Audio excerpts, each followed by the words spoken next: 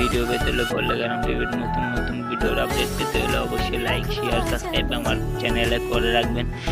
এই ভিডিওটা এই পর্যন্ত, যদি ভিডিওটা ভালো লেগে থাকে অবশ্যই লাইক করে